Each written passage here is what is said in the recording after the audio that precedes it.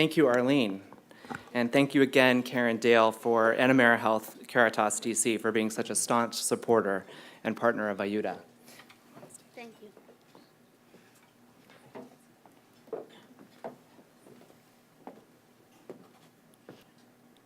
All right. Thank you for bearing with us as we make this quick adjustment to the program.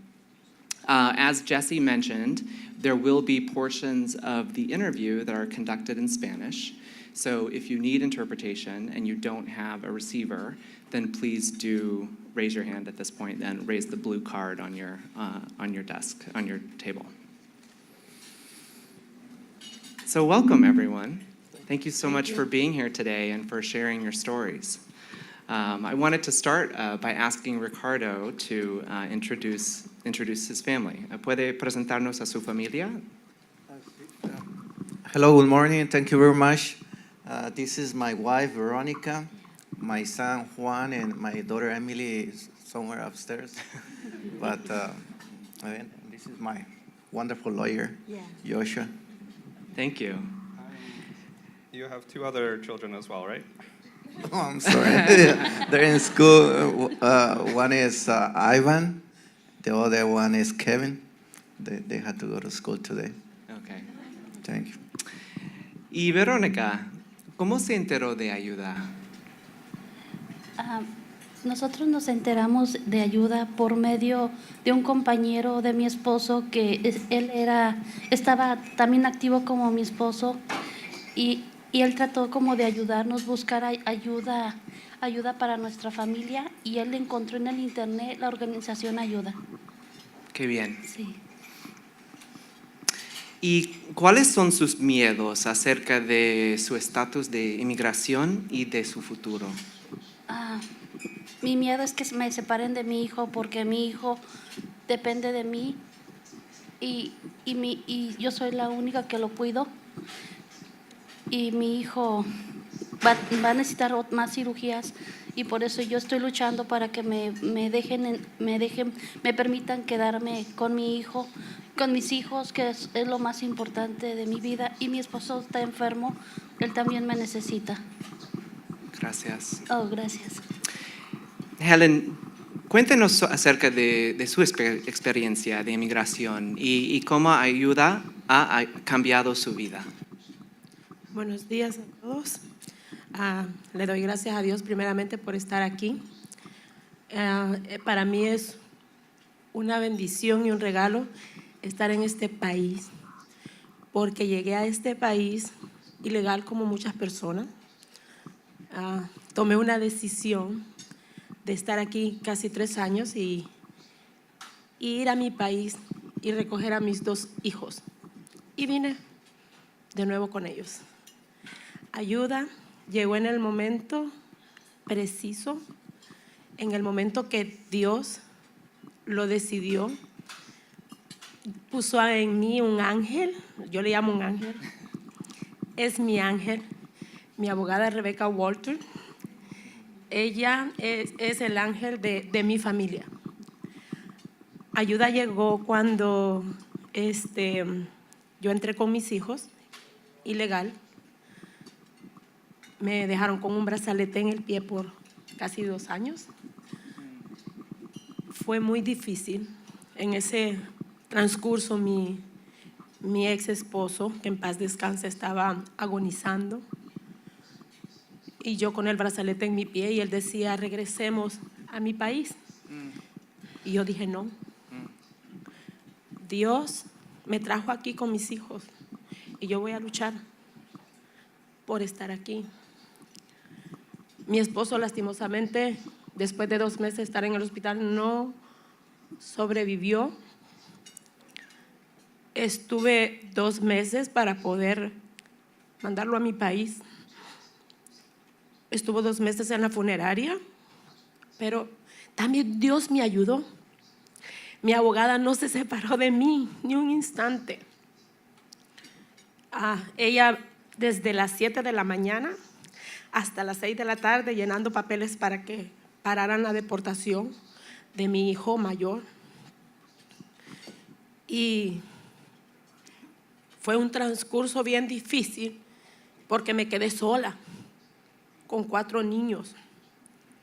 Pero Ayuda es una organización que nos da aliento, nos da valor, nos da fuerza, nos da ánimo.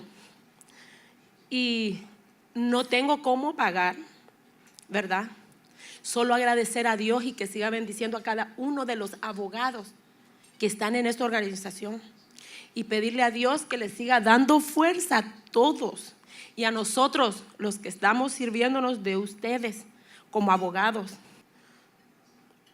para seguir ayudando, dando información, porque Dios puso esa palabra, ayuda, en las manos de todos ustedes que hacen esta organización tan grande y que es una bendición para nosotros, porque por esta organización y por esta abogada que es mi ángel, mis hijos están aquí conmigo.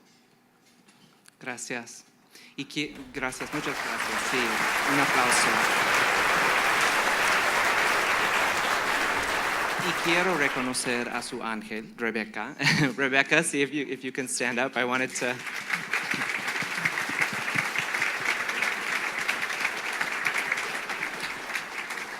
Quería reconocer a Rebecca después de que usted habló de tantas horas de trabajar que hizo ella y todo el trabajo duro que hizo.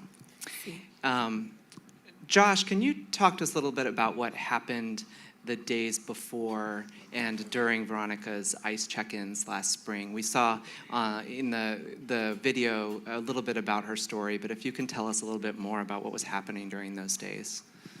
Yeah, so for a bit of background, Veronica's been having to check in with ICE, or Immigration and Customs Enforcement, every year for the past about 6 years.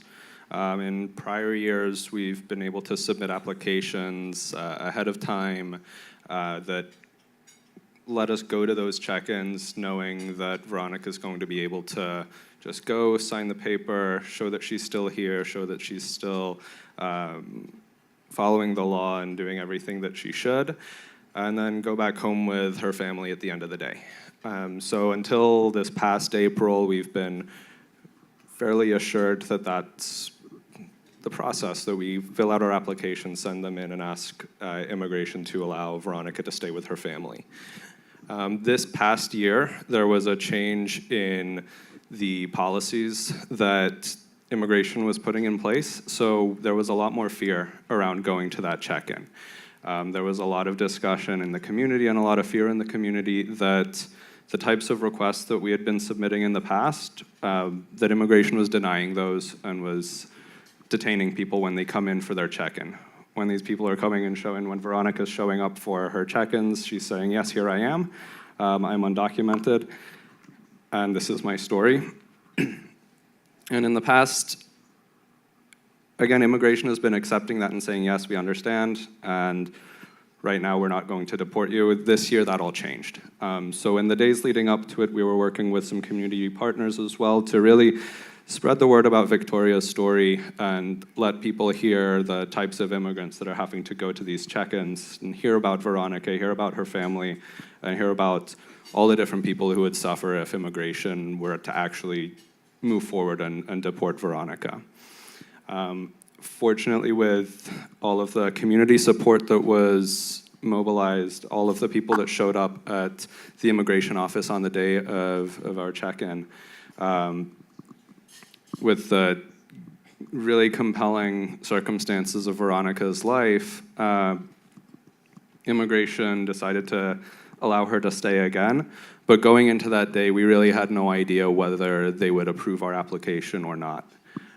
So we were very grateful that day that she was allowed to leave and go back with her family. We've got another check-in coming up next spring as well, so we'll have to do another fight next year. But for now, we're just enjoying that Veronica's been able to be with her family.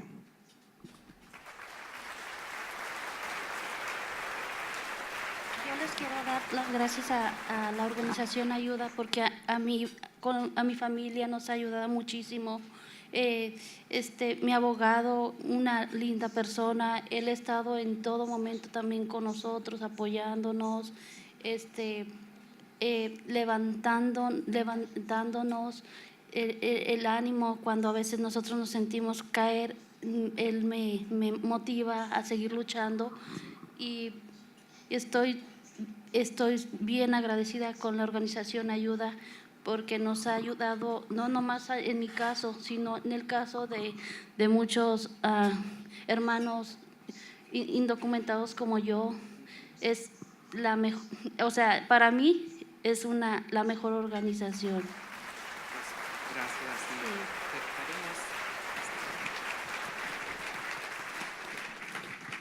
Y queremos darles gracias a ustedes por su valor y por contar su historia y compartirlo aquí con nosotros hoy. Unas palabras finales. Y si queremos empezar con Helen y luego con Verónica. Bueno, antes de responder esa pregunta, yo también quiero darles las gracias a todos. La organización Ayuda ha sido lo mejor gracias a la organización y a mi abogada. Yo ya tengo mi residencia, gracias a Dios. Mis hijos tienen su residencia. Mi hijo no se fue a mi país, está aquí. Soy abuela de 4 hermosos nietos. Enhorabuena. Sí, ya abuela de 4 nietos. Y el que me iban a deportar es el que me ha hecho de 3. Entonces, es una gran bendición, ¿verdad? Los nietos son una bendición, pero esta organización, necesitamos fomentar más del trabajo que ustedes hacen. Debemos de reconocer más nosotros, los que nos hemos servido y hemos agarrado esa ayuda. Nosotros tenemos que fomentar más a nuestros hermanos hispanos, y no solo hispanos. También tenemos africanos, chinos, venezolanos, de todos los países. Tenemos que seguir fomentando esta organización. Tenemos que hacer crecer esta organización, no solo aquí en Virginia. Yo vivo en Indiana. En Indiana no hay organizaciones para ayudar. Lo que hay son muchos notarios, abogados que estafan a las personas. Tenemos que hacer, yo ya empecé en mi página de Facebook. Yo ya tomé fotos en los links y todo, ya empecé a postear, y ya le dije a mi abogada, usted se me toma una foto ahí con DACA o con algo, me la manda, yo la posteo, porque gracias. Tenemos que seguir ayudando. No me importa si yo tengo que venir de Indiana y me toca volver a comprar otro vuelo y estar así desvelada, yo voy a estar aquí nuevamente, porque Dios me puso aquí y los puso a ustedes conmigo. Así que muchas gracias y seguimos fomentando Ayuda. Gracias. Sí. Hablamos antes y estamos de acuerdo que hay mucho trabajo para hacer, ¿verdad? Y hace falta que hayan más abogados haciendo este tipo de trabajo y más organizaciones que están informando a la gente, porque hay muchas personas que no saben cuáles son sus derechos, que no saben que ayuda existe, y no solamente la organización de ayuda, pero el concepto de ayuda, de que hay muchas organizaciones que pueden ayudar. Y es importante hacer ese trabajo de informar a la gente. Verónica, si quiere darnos unas palabras. Necesitamos seguir luchando por nuestra organización Ayuda y por todos nuestros hermanos inmigrantes, no importa la nacionalidad, todos estamos sufriendo estamos sufriendo esto que no se lo deseamos a nadie, porque es un sufrimiento que nadie merece pasar por esto. Pues gracias. Sí. Y como dice, no importa la nacionalidad, Ayuda trabaja con inmigrantes de todas partes, de todo el mundo, y claro que somos todos en la misma lucha, ¿verdad? Pues muchísimas gracias a todos los que han hablado hoy aquí en el escenario. Un aplauso para todos. Yo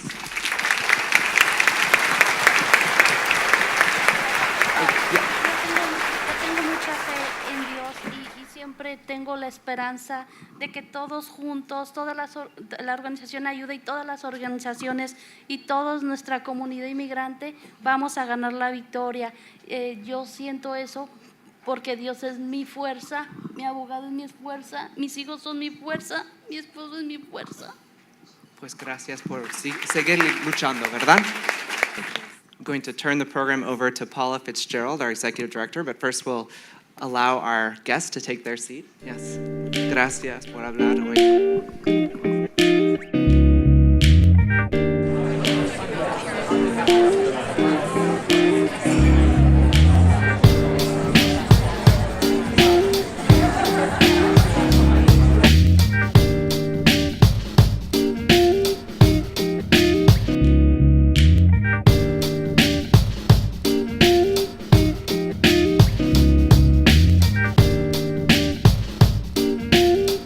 Hello, everyone. I'm Paula Fitzgerald. I'm the executive director at Ayuda.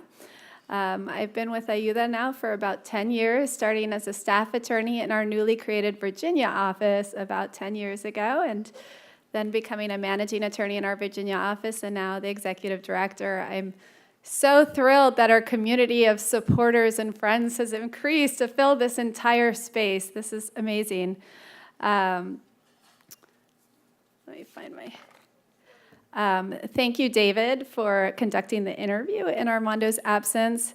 To our loyal supporters here today, particularly our table hosts, thank you for your abiding support of our mission, and welcome back. To those joining us for the first time, thank you for your interest in our mission, and welcome to the Ayuda community. Thank you, AmeriHealth Caritas DC and the law firm of Sidley Austin for sponsoring the event. Also, I wish to thank and recognize special friends of Ayuda, including our table hosts, members of our Ayuda Advisory Council, and Ayuda's board members. Can you all please stand up so everyone can see who you are?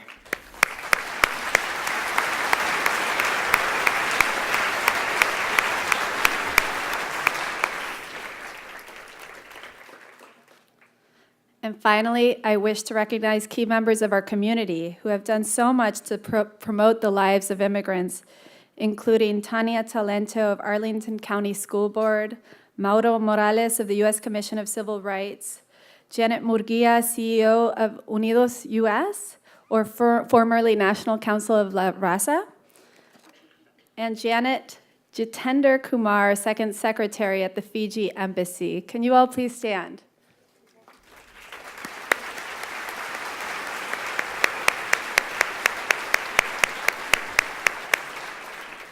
So let me tell you a little bit about what's going on at Ayuda right now. As you all can imagine, we're very busy responding to everything that's coming forth. Most recently, we were disappointed by the announcement about the rollback of DACA.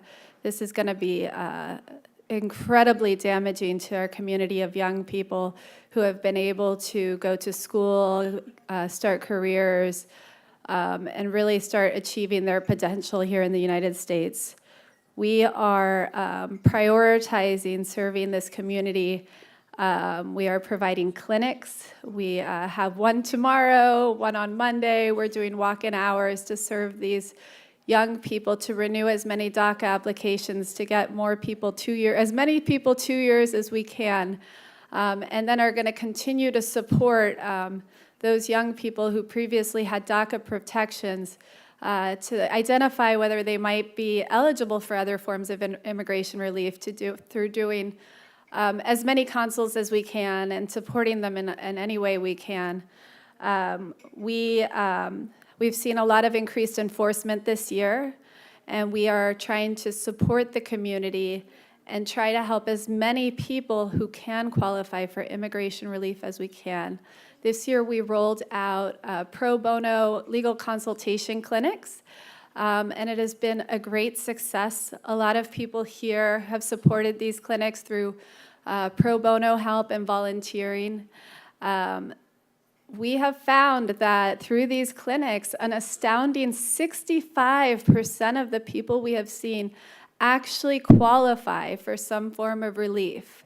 So the immigration law, as you all may know, is very complicated, and it's very hard. It's not a do-it-yourself model. So there's a lot of people out there in the community who haven't discovered that they actually, for some people, there are some options available, and the importance of having a lawyer to do a consultation, to provide that information, can be the difference between their ability to remain in the United States with their family or being subject to deportation. We have a lot of families in our community who are of mixed status families where maybe the parents are undocumented, but the kids are U.S. citizens. We have assisted countless clients in what we call safety planning in case they are picked up by ICE or deported. What's going to happen to their children? Who's going to take care of them? What is the plan? It's not a fun process to go through, but unfortunately it's very necessary and needed. And hopefully it can give our families some peace of mind that they do have a plan in place for when the worst might happen. Ayuda's been here through it all. We've been supporting the community. We've been supporting our clients. We've been very flexible this year and really trying to respond to the greatest needs in the community, but there's always the need for more. We still fill up all our consultation slots within the first hour of phone calls. That means there's hundreds of thousands of people who are not receiving these really important services they need. We need to increase our capacity, and I'm so grateful that the community has become more involved this year as well, and we've received so much support through volunteerism, through donations, through pro bono, because it will take all of us to really be able to serve this community in need. We really consider this to be an emergency situation for the immigrant community, and we need to act now. Thank you so much for coming, and I am pleased to turn this conversation over to our table hosts.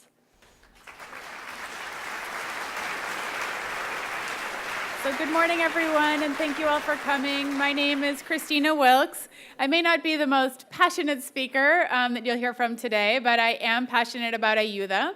My ties to Ayuda go back 15 years when I was a summer intern in the old office on Columbia Road.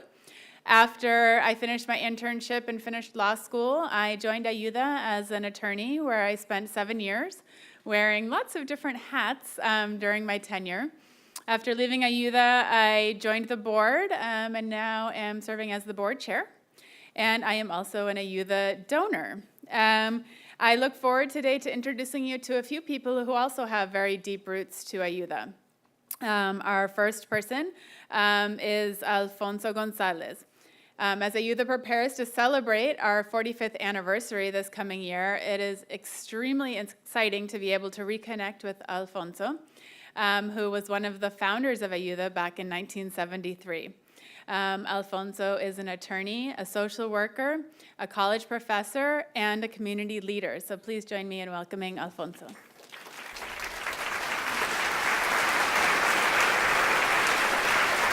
Bienvenido. I don't know how Ayuda was able to locate me, but I'm glad to reconnect.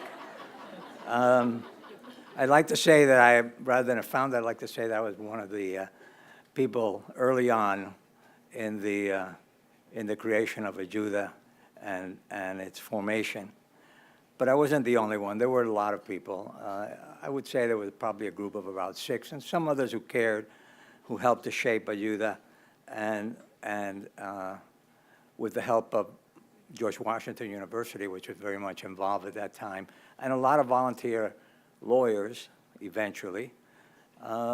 It progressed, and Ayuda became well-known in the community.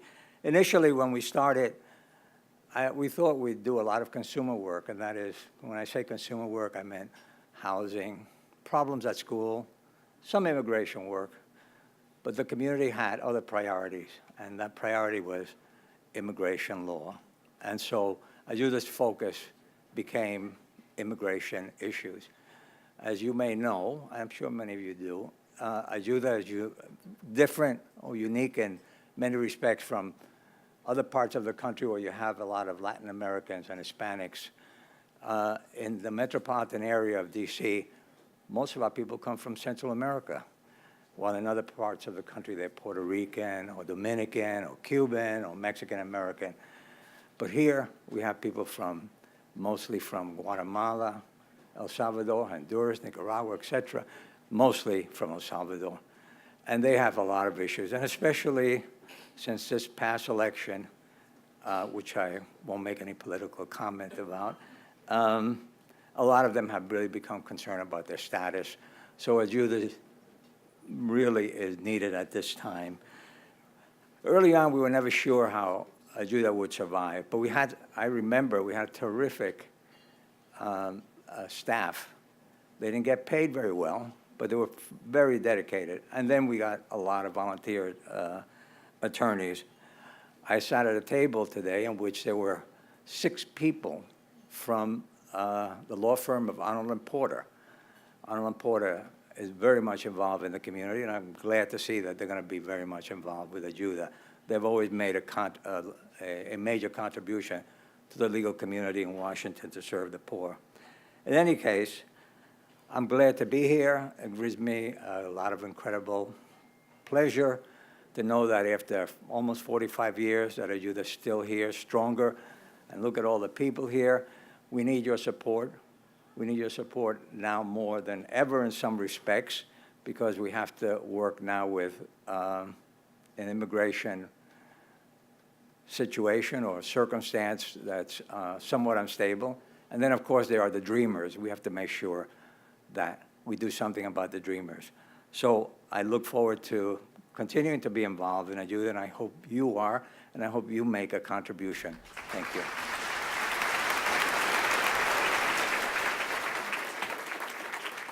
Thank you so much. Earlier in our program, Paula mentioned some of our aspirations for the future and some of our unmet challenges that we still have to address. What makes it possible to serve a DACA client or a dreamer, or an immigrant survivor of trauma, or an asylee hoping to be reunited with his family, is the loyal commitment of people like you who step forward to give, to support, and to encourage.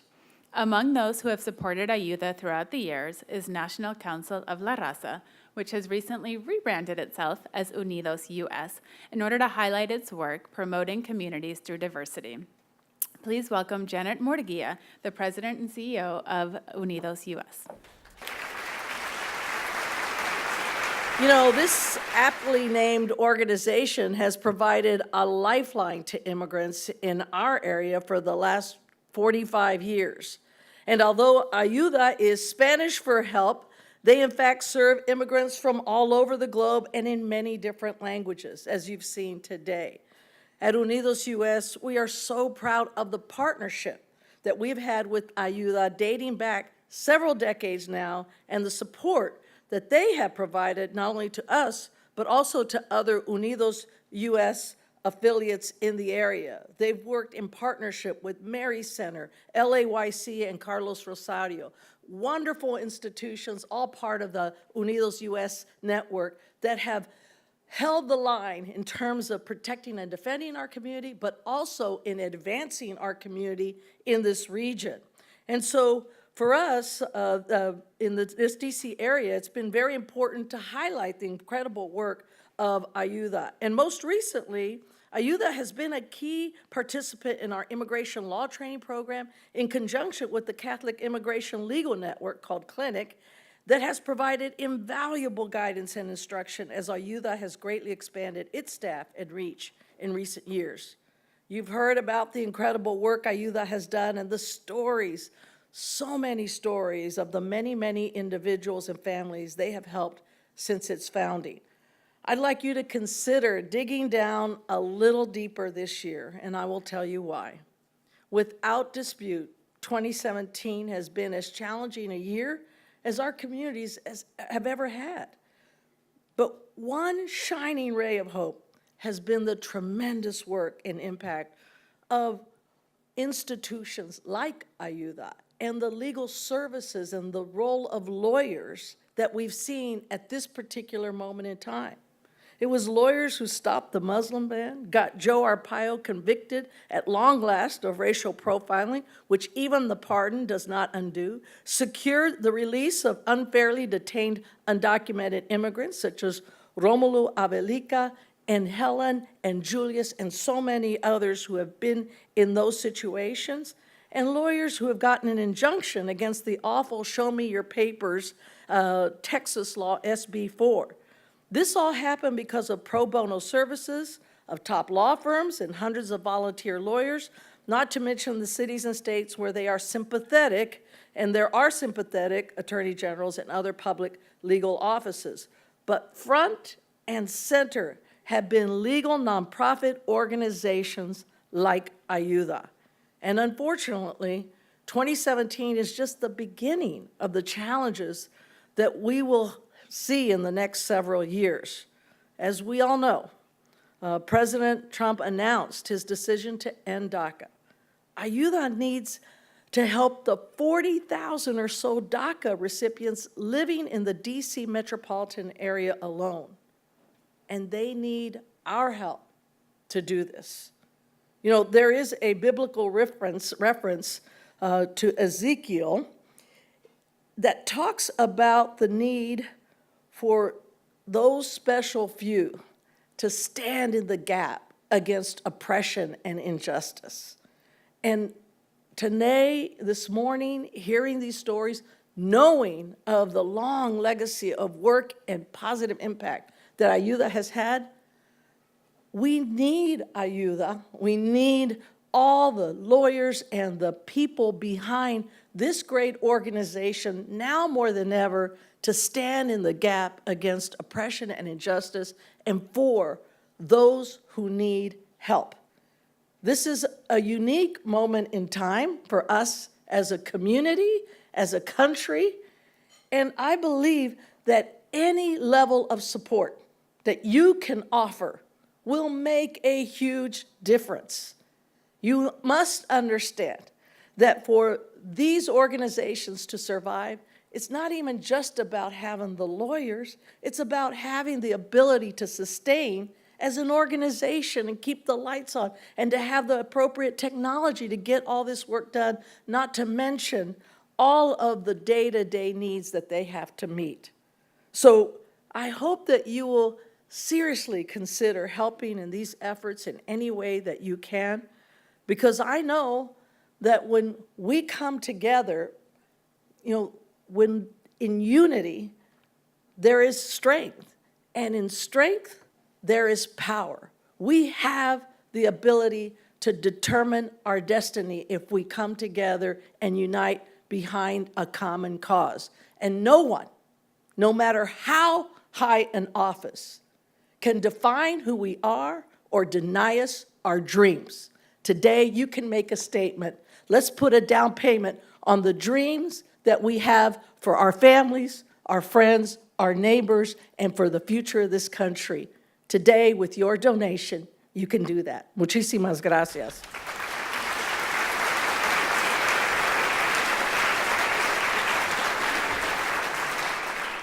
Thank you so much, Janet.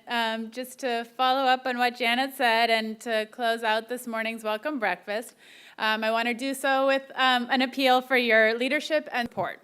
If you've been inspired or moved by the stories that you've heard today, or if you believe that families are being unnecessarily torn apart by ICE raids, or if you believe that dreamers have as much right to call America their home as you and I do, or if you believe that immigrants make all of our communities stronger, please consider giving a gift through an annual pledge.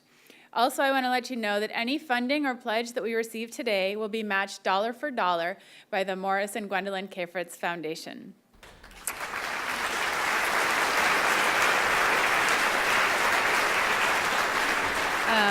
Also, you may consider becoming a sustaining donor with a recurring gift. There are bookmarks and instructions on the table as to how you can do that. And I believe that you've received pledge cards from your table hosts. And so if you are so inclined, you can fill those out and leave them with your table host. And I will turn it back over to the table hosts.